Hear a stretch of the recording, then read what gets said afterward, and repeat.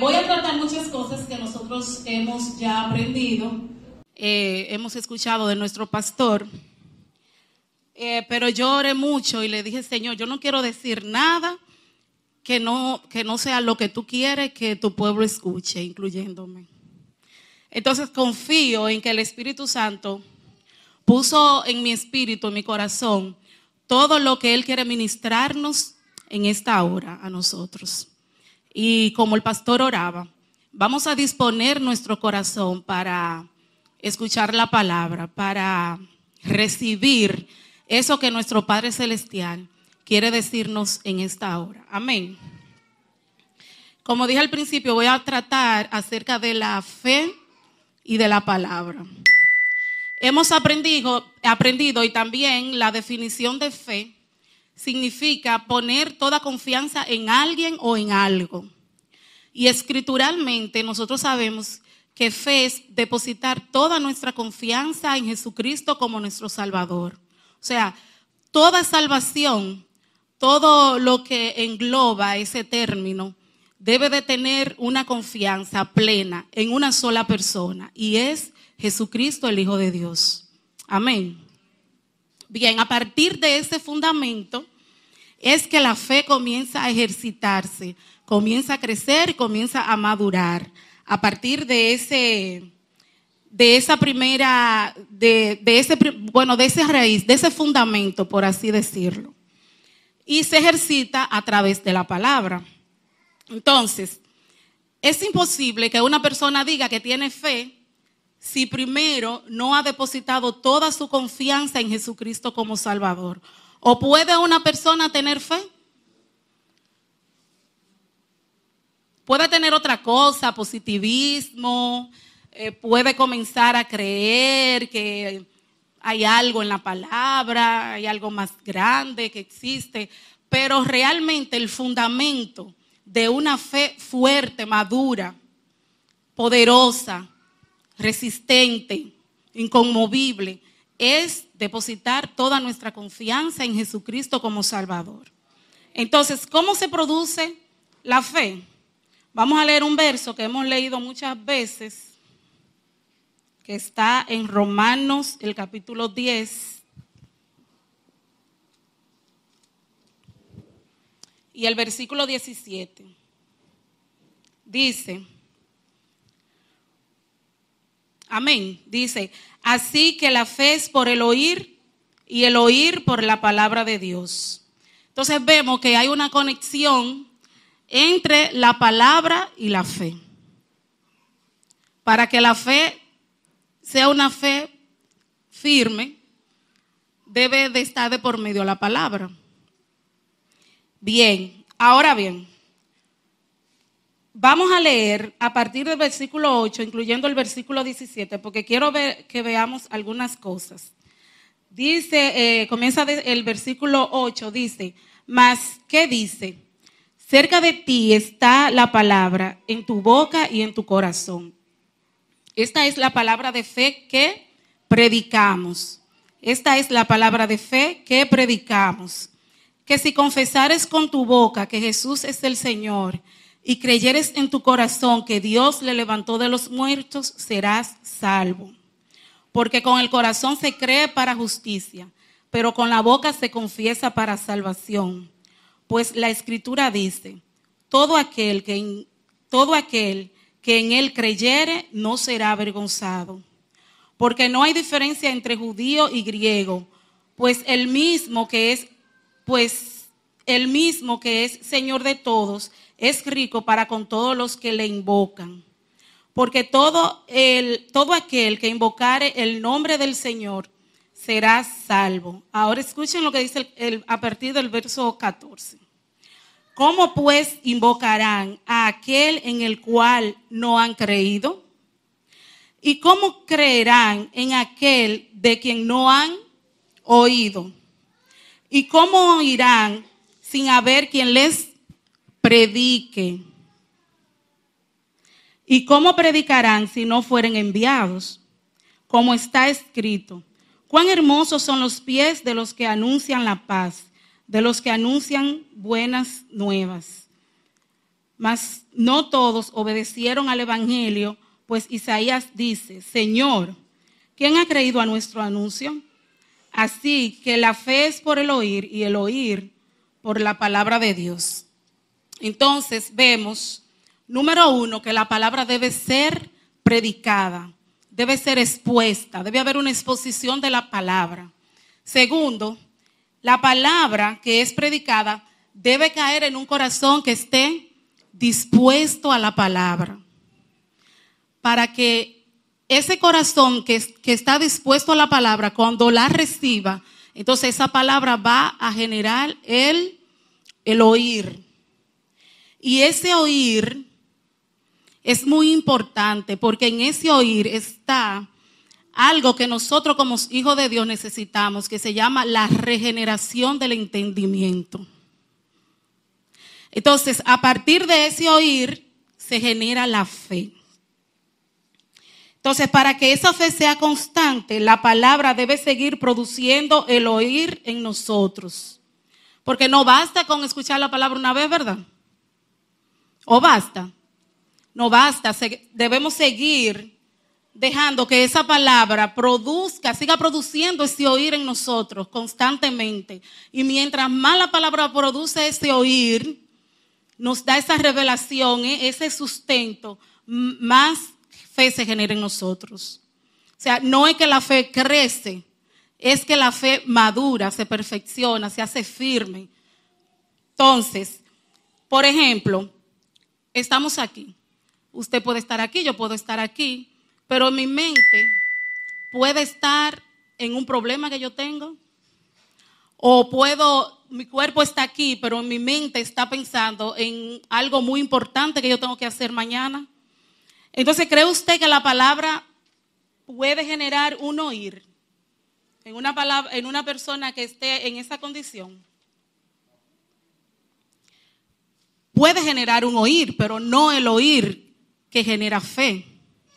Por ejemplo, la parábola del sembrador. Siniel me ayuda, que no, creo que en Mateo 13. Y yo no recuerdo el versículo, tampoco lo anoté aquí.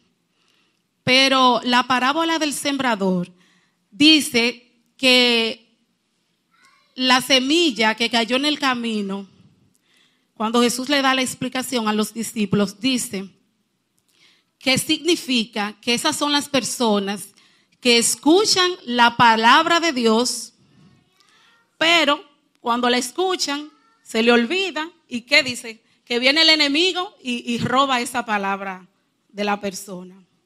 Dice que también hay una palabra que es implantada y cae en piedra, pero el sol la quema, no tiene raíz porque no cae en tierra. Que significa que cuando llegan las aflicciones, esa es la persona que recibe la palabra, tiene la palabra, pero cuando vienen las aflicciones, cuando vienen los problemas, cuando viene el fuego de prueba, ya hasta ahí quedó. No aguanta, no resiste, se deja quemar por el sol, es decir, se deja que las aflicciones, que el momento, que la situación, que el problema consuma esa fe que había en él. También está la que cae entre espinos. Esa también, eso no prospera, porque recibe la palabra, ¿verdad? Esa palabra genera cierto oír en esa persona, pero no el oír que genera la fe verdadera, porque dice que los afanes de la vida la ahogan, no crece, queda ahí. Pero hay una palabra que cae en tierra fértil.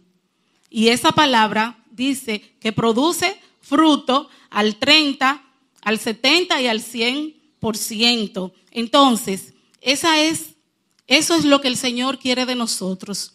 que dispongamos nuestro corazón. Porque, hermano, hay una disposición que tiene que haber en nosotros. Dios no creó robot, ¿verdad que no? Él puso en nosotros algo que se llama la voluntad. Y esa voluntad nosotros debemos de ejercerla en favor de nuestro crecimiento espiritual. Nosotros tenemos que disponernos para que esa palabra que nosotros recibimos cada vez que nos congregamos, ¿verdad? Cada vez que estamos conformando el cuerpo de Cristo, cada vez que estamos en esa unicidad, esa palabra que nos es impartida genere fe en nosotros. Amén. Bien, ahora esa palabra, esa fe que genera el oír, debe de tener un accionar. ¿Cómo yo acciono la fe? Vamos a buscar en Santiago.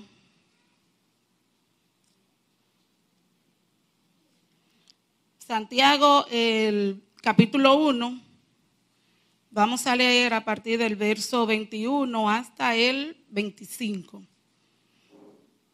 La fe debe de tener un accionar. Y ese accionar es poniendo la palabra de Dios en práctica. Y dice Santiago, capítulo 1, verso 21, por lo cual, desechando toda inmundicia y abundancia de malicia, recibid con mansedumbre la palabra ¿qué? Implantada, la cual puede salvar vuestras almas. Pero dice, pero sed hacedores de la palabra y no tan solamente oidores, engañándoos a vosotros mismos, o sea, engañándonos nosotros mismos. Porque si alguno es oidor de la palabra, pero no hacedor de ella, o sea, usted puede escuchar la palabra su vida entera, pero no la pone en práctica, esa palabra que usted recibe, dice, este es semejante al hombre que considera en un espejo su rostro natural, porque él se considera a sí mismo y se va, y luego olvida cómo era. Dice, pero el que mira atentamente en la perfecta ley, la de la libertad, y persevera en ella, ese es otro ingrediente, no siendo oidor olvidadizo, sino hacedor de la obra, este será bienaventurado en lo que hace. Entonces, ¿cómo yo pongo en práctica esa palabra que me es implantada en el día a día? En el día a día. En el día a día a mí se me presenta una oportunidad en la que yo tengo que mentir. Como hijo de Dios, yo tengo en ese momento que ejercer la palabra que ya ha sido impartida en mí. El que practica la mentira, ¿qué dice la palabra de Dios? Que es hijo del diablo. Yo no soy hijo del diablo, yo no quiero ser hijo del diablo. Eso es número uno. Eso es algo que yo he aprendido. Yo estoy poniendo un ejemplo. Yo practico la palabra de Dios en el día a día. Y al yo estar practicando la palabra de Dios, estoy ejercitando mi fe. Estoy diciendo con mi accionar que mi vida es de Él, porque no puede ser de palabra nada más, ¿verdad? Y si a mí se me presenta esa oportunidad en que si yo tengo una mentirita, me va a ir bien en mi trabajo. Pero entonces la mentira es pecado. Entonces me va a ir bien en el trabajo, entre comillas, pero yo no voy a estar bien con Dios, con mi Padre. Ustedes ven, es como, es detenernos en cada situación que se nos presenta y decidir si yo voy a poner por obra lo que ya yo he aprendido. Pero realmente la fe se pone en práctica, o la palabra de Dios se pone en práctica cuando la fe es probada. Sí, porque yo tengo mi trabajo, yo tengo mi sueldo. Aunque yo no diga la mentira, que quizás me vaya a ir un poquito mejor, yo tengo mi sueldo, yo tengo mi trabajo, ¿verdad? Pero cuando usted está pasando por momentos difíciles, cuando viene ese fuego de prueba que la palabra dice, es ahí que usted tiene que comprobar su fe realmente, si es una fe genuina. Vamos a ver qué dice ahí mismo en Santiago. Vamos a leer el verso 2 y el 3, el capítulo 1. El verso 2 y 3 dice: hermanos míos, tened por sumo gozo cuando os halléis en diversas pruebas, sabiendo que la prueba de vuestra fe produce paciencia. Produce paciencia.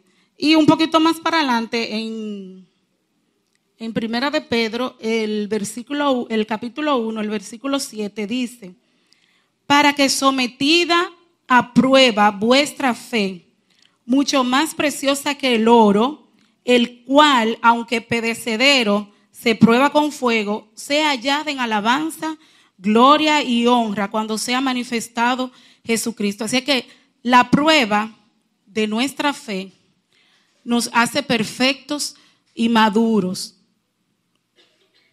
También, al ser probados, se confirma qué tan genuina es nuestra fe y qué tanto estamos dispuestos a permanecer fieles al Señor y a su palabra. Claro, porque cuando todo va bien, yo no tengo ningún problema en mostrar mi fe.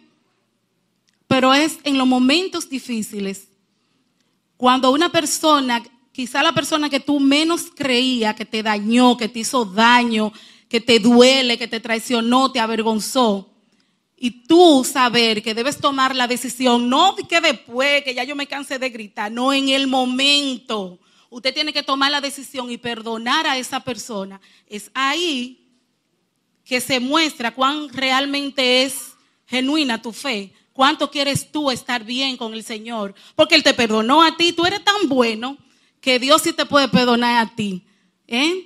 Pero tú no puedes perdonar al que te dañe. ¿Se entendió? Son en momentos, en situaciones críticas en las que atravesamos en cualquier momento de nuestra vida que nosotros debemos demostrar si realmente tenemos una fe verdadera. Pero no es de que Dios va a comprobar si hay una fe, porque Él todo lo sabe. Nosotros mismos comprobamos si nuestra fe es genuina delante de Dios en los momentos de crisis. Bien, entonces, esa paciencia que hablaba ahí en Santiago, que produce la prueba de nuestra fe, es lo que nos hace permanecer firmes esperando el tiempo de Dios. Usted quiere saber lo que es esperar. No es cuando usted está en la clínica esperando su turno. No hay nada más difícil que esperar en el Señor en medio de las situaciones. Aquí se ríe la hermana. No hay nada más difícil que esperar en el Señor atravesando momentos difíciles. Y en ese momento se ejercita algo que se llama la paciencia. Y eso es lo que nos ayuda a permanecer firme, esperando el tiempo de Dios. Y en esa paciencia crecemos porque nos enseña a tener un carácter firme en Dios.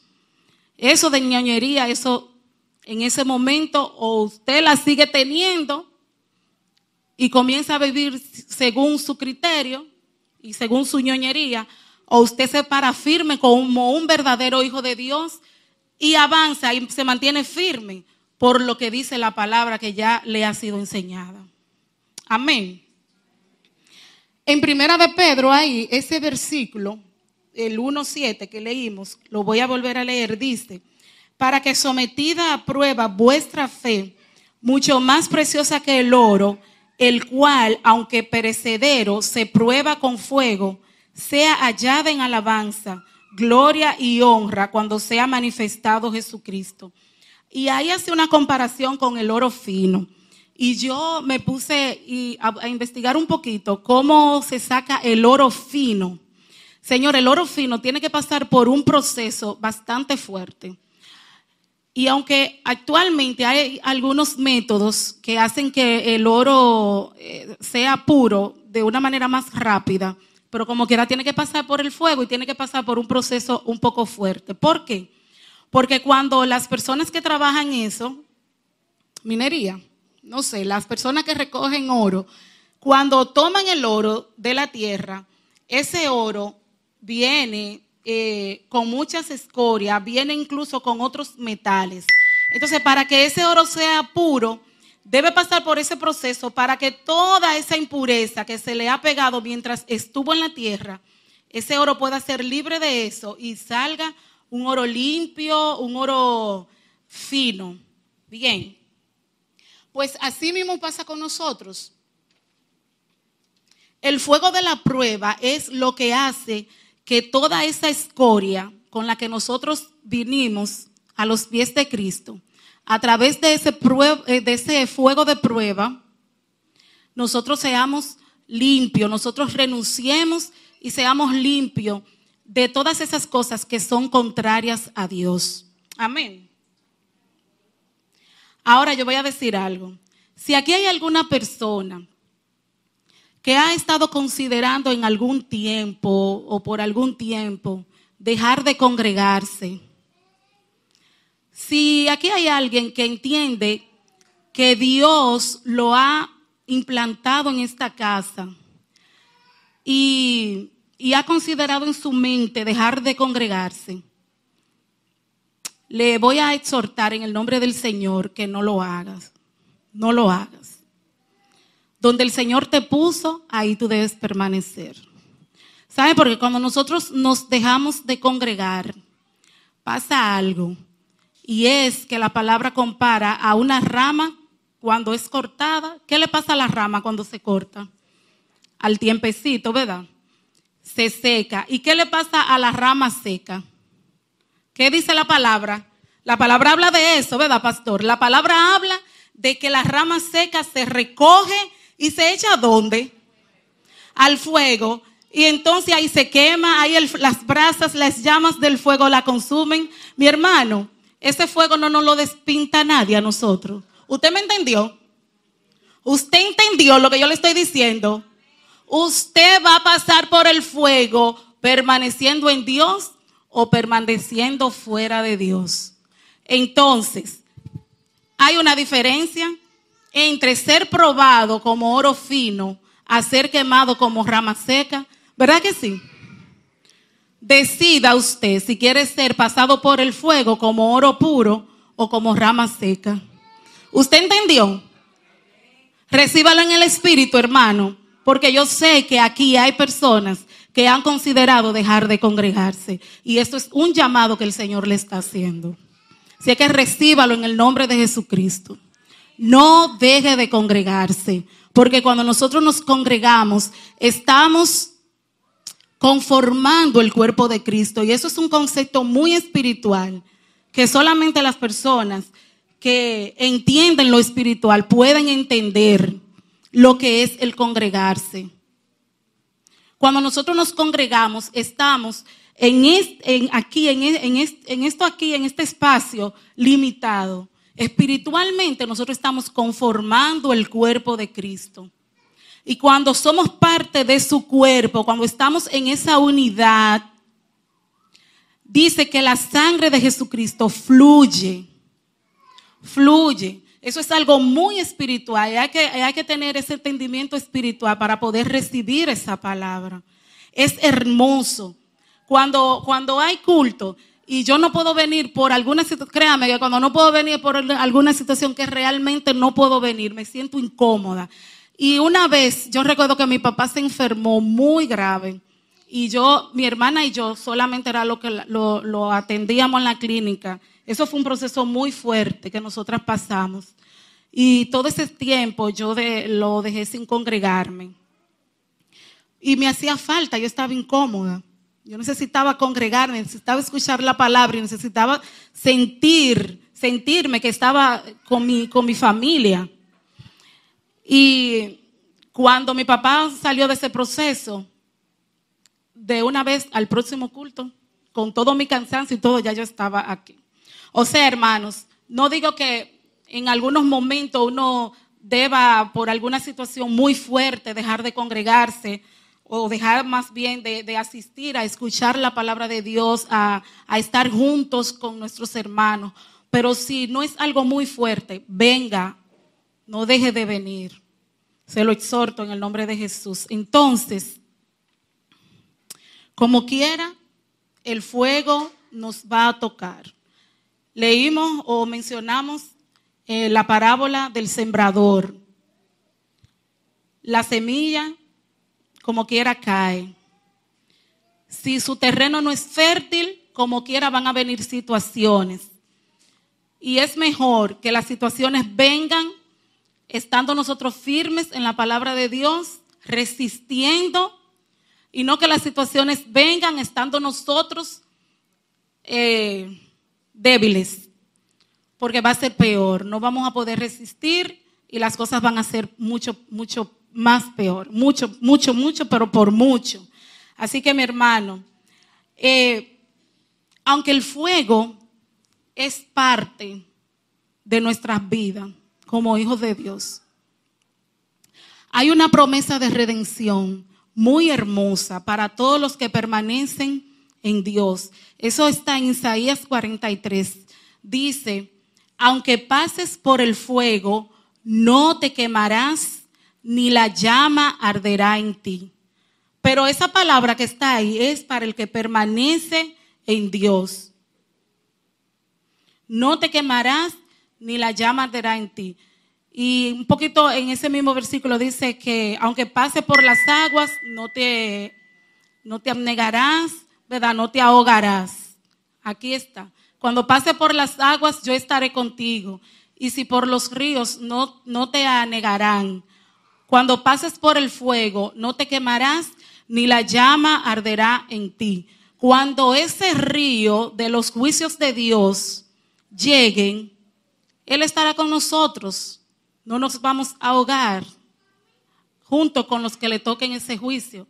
Cuando pasemos por esos momentos fuertes de fuego, de ese fuego abrasador, de esas pruebas fuertes, de esas crisis, no nos vamos a quemar como rama seca. Vamos a ser pasados como el oro fino. Y después que pase ese proceso, vamos a estar resplandecientes en el Señor. Pero tenemos que permanecer firmes en Dios, en su palabra, creciendo en su palabra, poniendo por obra lo que hemos aprendido. Entonces, si nosotros en el día a día no ejercitamos la fe, cuando lleguen esos momentos de crisis, ese fuego de prueba, ¿cómo usted cree que va a tener la experiencia de poner en práctica la palabra de Dios? Tenemos que comenzar con el día a día. Con el día a día, a accionar esa fe que ya se generó en nosotros por el oír, por la palabra. Amén. Bien, en Juan 16, estamos terminando. En Juan 16, el versículo 33, dice: estas cosas os he hablado para que en mí tengáis paz. En el mundo tendréis aflicción, pero confiad, yo he vencido al mundo. Las aflicciones, las tribulaciones vienen, están ahí, van a venir, pero Cristo está por encima de ellas. Amén. Entonces nuestra fe debe ser probada para que todo lo que no es de Dios sea removido de nosotros. Vamos a leer un versículo más. Vamos a ir ahí mismo en Primera de Pedro, pero en el capítulo 5, los versos 8 y 9.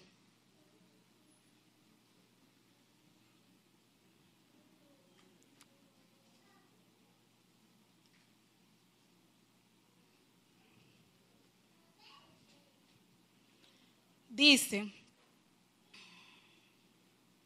sed sobrios y velad, porque vuestro adversario el diablo, como león rugiente, anda alrededor buscando a quien devorar, al cual resistid firmes en la fe, sabiendo que los mismos padecimientos se van cumpliendo en nuestros hermanos en todo el mundo. Dice que el enemigo anda como león rugiente buscando a quien devorar. El enemigo ataca de manera individual. Por eso nosotros debemos permanecer unidos unos con otros. La palabra habla mucho de eso, de permanecer unidos. ¿Ven la importancia de uno congregarse en la casa donde tú sabes que Dios te ha puesto? Es muy importante eso, hermano. El enemigo busca a quien devorar y si te encontró solo, te ataca más rápido. Si te encontró con tu grupo de hermanos, va a tener que enfrentar al grupo de hermanos. Amén. Hermanos, pero hay un fuego de prueba extremadamente fuerte que se avecina. Se llama la gran tribulación. El pastor estaba hablando el sábado de eso un poco. La palabra dice que esa tribulación, dice que nunca ha habido una tribulación como esta, ni la habrá. Ni la habrá. Estamos, claro está. Nuestro gozo está en esperar el retorno de nuestro Señor Jesucristo. Amén. Eso es lo que estamos esperando. Yo lo espero. Eso es lo que yo espero. Pero sabemos que vamos a toparnos con algo llamado la gran tribulación. No podemos hacernos los locos de que ay, el Señor me va a sacar de aquí antes de que eso llegue. No. Vamos a toparnos con la gran tribulación mientras esperamos a nuestro Salvador. ¿Verdad? Entonces, mi hermano, eso es algo como para uno temblar. Yo quiero que ese fuego de prueba, porque eso es un fuego de prueba, mire, cuando el apóstol Pedro escribió esa carta, la iglesia estaba pasando por un momento de tribulación que ustedes no se imaginan, ni yo me lo imagino tampoco. A todos los hijos de Dios que lo encontraban eran perseguidos de una forma y eran ejecutados de formas terribles. De hecho, en ese tiempo, yo estaba leyendo un poco, en ese tiempo los hijos de Dios pensaban que el retorno de Jesucristo se iba a dar en ese tiempo. Por eso que ustedes ven que muchos versos, principalmente de las cartas que están escritas aquí en el Nuevo Testamento, hablan de eso, de los padecimientos que estamos tomando, que tenemos, de las pruebas, de las dificultades, del retorno de Jesucristo, de la esperanza viva y gloriosa que debemos tener en recibir a nuestro Señor, en esperar su venida, porque ellos estaban atravesando momentos muy difíciles. Y esos momentos, como lo que pasó la iglesia de Jesucristo en ese tiempo, van a volver o ya están en muchas partes del mundo. Nosotros porque estamos bien aquí, pero hay mucha gente que está pasando por lo que estas personas pasaron cuando se escribieron estas cartas. Entonces, hermano, vamos a pasar por la gran tribulación, a menos que el Señor nos haya llevado antes, pero procuremos pasar por la gran tribulación o por cualquier otro fuego de prueba que llegue a nuestra vida como oro fino y no como rama seca. Amén.